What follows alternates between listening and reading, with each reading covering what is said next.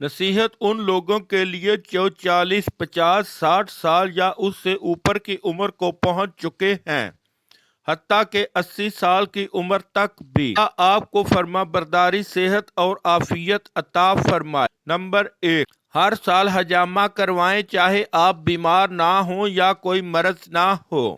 नसीहत नंबर 2, हमेशा पानी पिएं, चाहे प्यास ना लगे। बहुत सी सेहत के मसाइल जिस्म में पानी की कमी की वजह से पैदा होते हैं।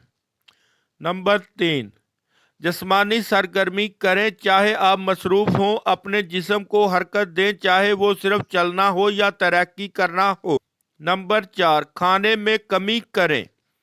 नबी करीम सल्लल्लाहु अलैहि वसल्लम ने फरमाया, आदमी के लिए चंद लुकमे ही काफ़ी हैं जो इसकी कमर को सीधा रख सके। ज्यादा खाने से परहेज करें, इसमें कोई भलाई नहीं है। नंबर 5, जितना मुमकिन हो गाड़ी का इस्तेमाल ना करें जब तक कि जरूरत ना हो। अपने मकामात तक चल कर जाएं, जैसे मस्जिद, दुकान या किसी से मिलने। नंबर 6, छठी नसीहत, गुस्से को पीछे छोड़ दें। गुस्से और फिक्र आपकी सेहत को ख़त्म करते हैं और आपकी रूह को कमज़ोर करते हैं। अपने आप को ऐसे लोगों के साथ रखें जो आपको सुकून देते हैं। नंबर 7, जैसा कि कहा जाता है, अपने पैसे को धूप में रखो और खुद साए में बैठो। अपने आप को या अपने इर्द गिर्द के लोगों को महरूम ना रखो। पैसा जिंदगी को सहारा देने के लिए है, जिंदगी खुद नहीं है। नंबर 8, अपनी रूह को किसी के लिए, किसी चीज के लिए जिसे आप हासिल नहीं कर सकते या किसी भी चीज के लिए जिसे आप हासिल नहीं कर सके, अफसोस में ना डुबो दें, इसे भूल जाएं। अगर ये आपके लिए मुकद्दर होता तो ये आपके पास आ जाता।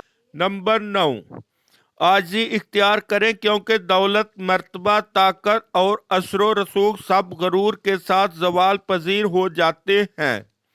आजी आपको लोगों के करीब लाती है और अल्लाह के यहाँ आपके मकाम को बुलंद करती है। नंबर 10, अगर आपके बाल सफ़ेद हो गए हैं तो इसका मतलब ये नहीं कि जिंदगी खत्म हो गई है। ये एक निशानी है कि जिंदगी का बेहतरीन हिस्सा अभी शुरू हुआ है। पुरउम्मीद रहें, अल्लाह की याद के साथ जिए, सफर करें और हलाल तरीकों से लुत्फ अंदोज हों। आखिरी और सबसे अहम बात, कभी भी अपनी नमाज को ना छोड़ें। ये आपका जीत का कार्ड है इस जिंदगी में और उस दिन जब ना दौलत काम आएगी और ना औलाद। अगर आपको ये मुफीद लगे तो इसे फैलाएं, अगर नहीं तो दूसरों को ना महरूम ना करें जो इससे फ़ायदा उठा सकते हैं।